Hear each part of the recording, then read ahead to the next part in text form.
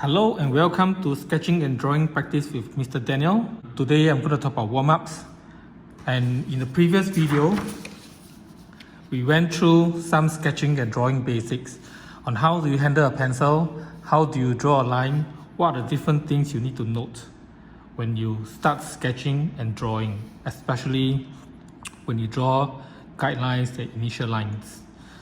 So if you haven't watched that, it is important for you to understand. Please go back to the previous videos and make sure you watch sketching and drawing basics.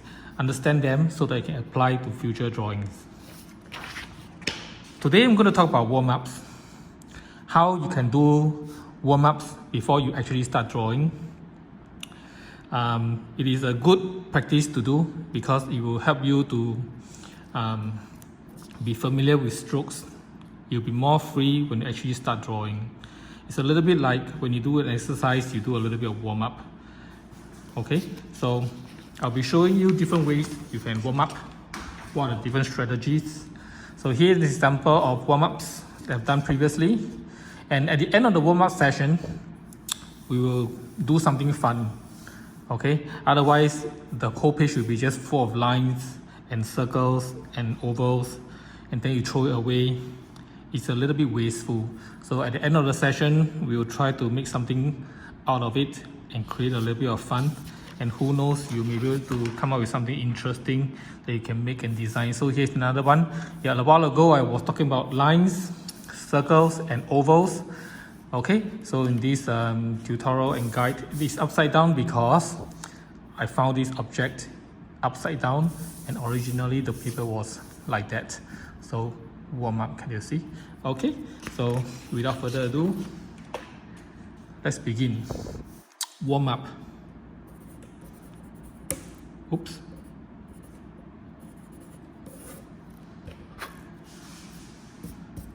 Okay, what are different things you can do for warm up? First, you can draw lines. We can use different types of lines to warm up. Number two, not all objects are just straight lines. Sometimes you have curves, sometimes you have corners, curved corners and round objects. So drawing circles as warm-ups are also very essential and important. And number three, if we have circles, then we have ovals.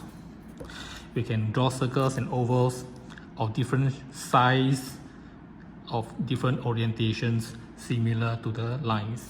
So we will begin with lines. You can draw lines horizontally. You can draw lines vertically. You can draw diagonal lines from the left to the right top. And you can draw diagonal lines from the top to the bottom right. You can draw lines of different directions. And you can also practice drawing lines with different pressure to create different thicknesses of the line. Okay, I'm going to show you. First, let's draw lines in this diagonal direction. What you can do is you can draw straight lines diagonally, many of them, equal spacing, equal pressure, or you may want to begin with a point, draw another point at the other end, and then when you put your tip of the pencil on one side of the point, look at the other point with your eyes, and then without looking at the pencil tip, glide your hands towards the other point. It doesn't matter whether you really meet the point or not, but the whole point is to glide the pencil across this way. Okay, you can do that if you want to, but drawing excess will be too troublesome, so just drawing straight lines, diagonal lines will be good enough. And notice when I draw straight lines, if you can recall the drawing practice basics, lock your wrist and lock your fingers, because now the purpose and the objective is to draw straight, quick, elegant lines, not rushing. Quick, straight, elegant lines. And in order to do that, you need to keep your wrist and your fingers fixed. If you start moving the joints in this way, try to manipulate a straight line using the rotation of your wrist and your fingers, then you will not be able to achieve lines that look like this. And remember, do not flick. No. So once you're happy with your diagonal straight lines in equal spacing, The other variations are you can now play with different spacing, but it's really up to you. You can do that in your free time. You can do from narrow spacing to large spacing to narrow spacing, or you can play around with pressure from light to dark, dark to light. You can do that. And when you do practice warm up with lines, draw long lines and try to avoid little lines like that, because if you do that, it really defeats the purpose. There's no point doing practice when you do like that. You're not drawing first for a dog or something, okay? This one is drawing first for a dog. This type, no. Flicking, no. Now once you're done with diagonal lines, this direction, you can draw diagonal lines of the other direction. So I will do it from the top to the right. If I'm a right-hander, I do it from the top left to the bottom right. If you're a left-hander, top right to the bottom left. So whichever way is the most convenient position for you that helps you to achieve the best line. Alternatively, for drawing, of course there's no hard and fast rule. You can always rotate the paper and then keep your hands positioned the same and draw diagonal line this way, and then when it's time to draw the opposite way, you can turn and draw. Now you can do that. It is just not so elegant. So if you can draw lines in different directions while keeping your paper in the same position, you can actually draw faster, but that doesn't stop you from turning your paper around. I do so also frequently, but I only do it when it's needed. Okay, so sorry, line this way, multiple same direction lines. Once again, you can play with line spacing, close to far, far to close, and then thickness. So these are the different variations you can play when you draw lines. So we are done with this direction. This one is done, this one is done. Vertical lines. Now, how do you know when someone is actually hard at work practicing? Evidence. Graphite. Okay, so vertical lines. If you get your hands dirty, literally this is what it means, getting your hands dirty.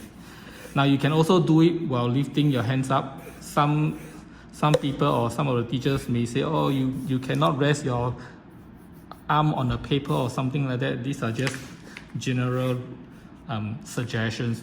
I mean, whatever that works for you, you do it. If you can draw a straight line without any problem, who's going to say you touch or don't touch the paper, right? So vertical lines, done. Now horizontal line. I'm a right-hander, so left to right. If I try to do right to left, it will be very unnatural.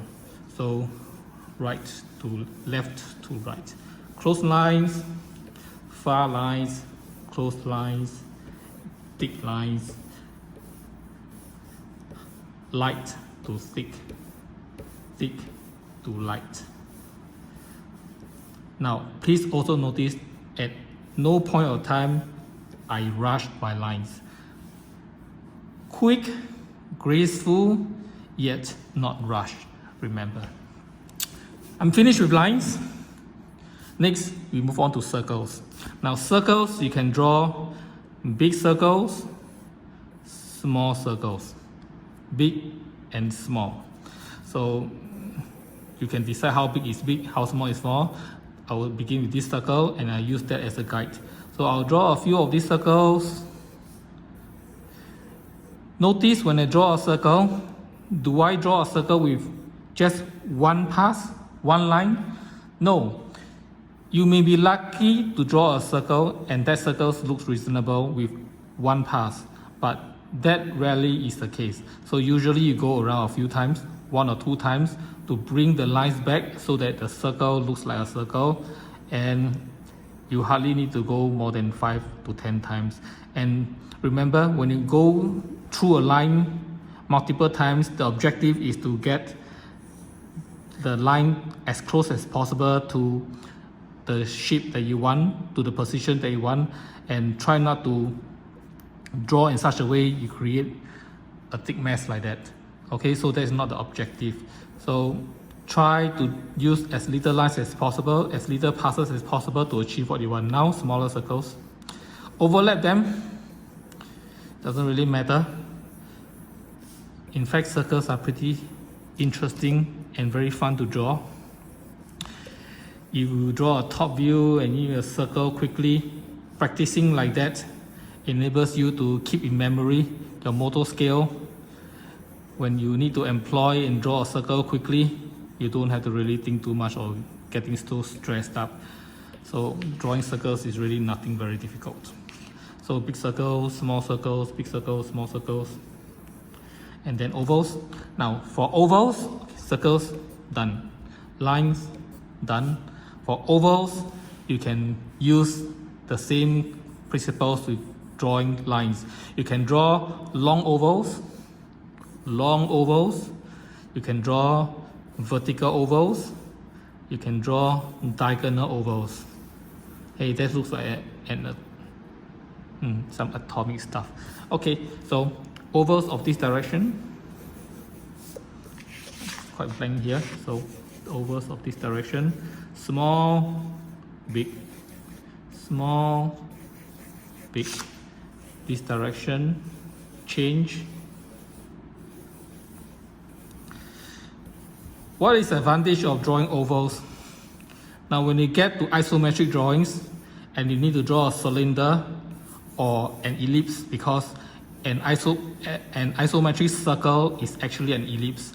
Now being able to draw circles and ellipse this way, it will help you to draw your ellipse on an isometric plane quickly and accurately with minimum stress. Okay, ovals. Which other direction I need to draw? This one, done.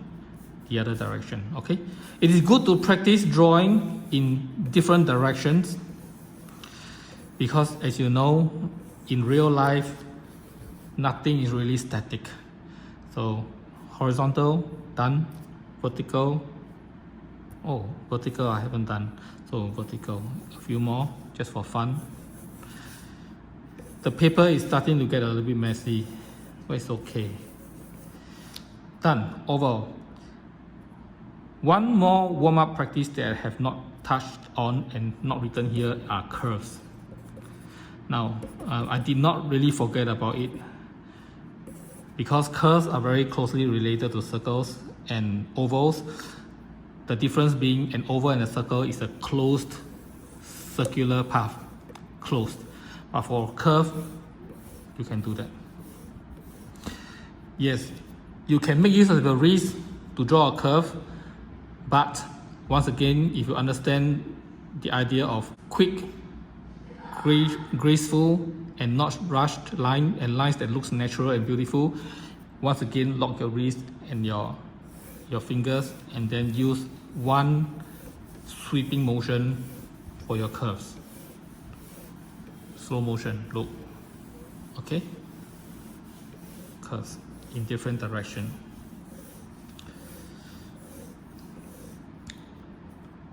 So you see, warm-ups, you can draw lines with different orientations. You can draw circles and ovals in different orientations. I'm referring to the ovals, circles of different sizes, ovals with different direction and orientation, and then you can also practice curves if you want to. Now when I look at this piece of work, I want to create something out of it. I have a problem right now. I drew them too thick, too dark. So what I'm going to do is, what should I do? Maybe I should do a chicken. Let me see whether I can find a chicken or a bird somewhere. Okay, here is the head. Can you see? Yes. Here is the head. And then do I have a beak? Okay, here. See? This looks like a beak. This is a chick or a rooster. If I make it a rooster, then I'll have something on the top. Or and this should be some funny bird with a crest. Maybe this is the funny bird with a crest. Look, this one looks like suitable as a crest. This one is straight. Be very weird. Let's follow this, and then all the way here and then down. Good. I have a crest. I will need to draw it a little bit darker so that at least I myself can see. Although if I don't, then I roughly know where those lines are, but I don't think you can see them. So I need to draw a little bit darker. So here is a beak, here is a head, here is a crest. Now I need the body. If it's going to be a cute bird, then the body cannot be too big. Because anything that is cute and cartoony, the body must be small, and usually you have a big head and a big eye. So this looks like suitable. Now for the wing. So looks like a hybrid kind of hummingbird, I don't know. This one, this one, this one, square. Never mind, it's okay. One wing, and let's make a kiddie type that is not so realistic. One wing here and one wing there. It doesn't make sense in real life, but you know, cartoons rarely are proportionate, isn't it? Huh? When do you see a cartoon with proportionate body? Most of them with big heads and then a small body, and you wonder how did the clothes fit into the head, through the head onto the body. Yeah, okay, so wings and then tail,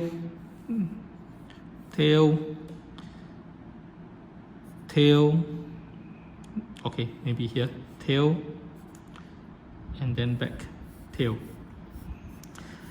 Now I don't have to follow these lines and create a funny object. I could have broken the rules and then draw it anyhow I want, but I just want to stick with what I have using whatever lines I can find, and then and I want to see what I can get out of it. Okay, so and then for the eye, there seems to be a circle here, so this one seems to be suitable. And eye. Okay, let's darken it and see what we have. If it's ugly, who cares? It doesn't really matter. Now, once I have a 2D profile of the object that I want, you can leave it as it is. And if you are a little bit more advanced and more sporty and adventurous, what you can do, oops, this one I went over, but it's okay. When you're finished with your 2D profile, if you're a little bit more adventurous, what you can do is you can translate it and extract those corner points into a 3D object. Okay, I'm going to show you that in a little while. But first, let me do the profile for the bird. Can you see the bird? Okay, wow, this one looks like an Ultraman kind of bird, but it's okay, looks good. I'll show you how to make this eye pop and make it realistic. So why don't I do a little bit of shading so this bird design can be a little bit clearer. I need some shading for the crest. I will need some shading for the beak. Notice when I shade, what type of grip do I use? The overhand grip. When I drew the outlines, I used a pistol grip, and I pressed it hard on the paper because I need a thick outline. But please do not press so hard that your pencil tip breaks. Okay, in the beginning of the video, my pencil tip did break because I was pushing a little bit hard. Okay, then now the wings. And then the tail. And then a little bit of shadow for the eye. It looks a little bit fierce. Okay, why don't I just finish the highlight on the eye to make it alive? So when you color an eye, the pupil of the eye, leave a little bit of the white. That will be the highlight. There we go. But let's make it a 3D flat bird. Let's project the lines. Let's project it this way, to the right. This way, this way, this way, and I want to make it so thick. This way. So there is the other side of the bird. With the same thickness, follow the front profile.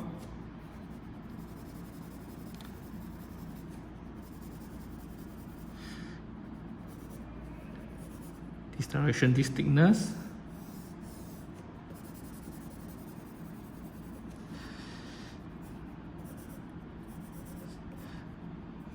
this thickness.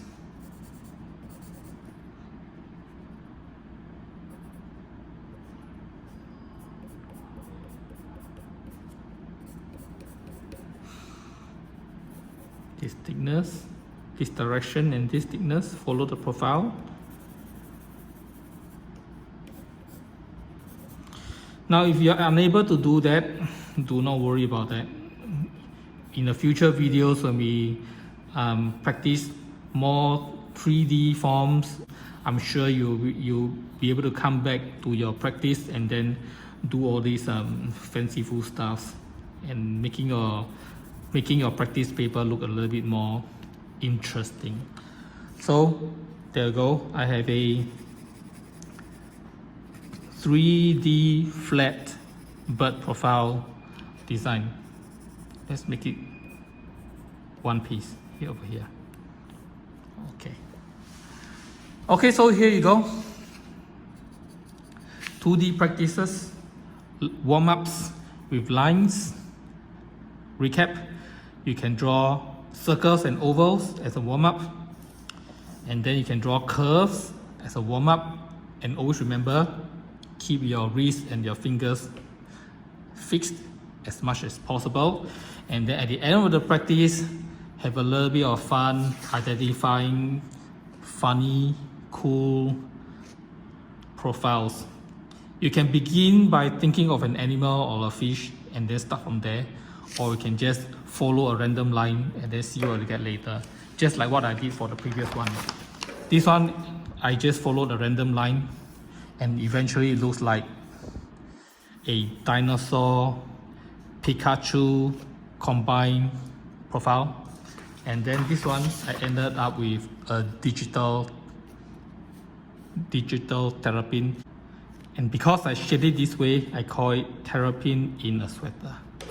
And when you're done, if you think it's too wasteful to throw it away, this is your creation.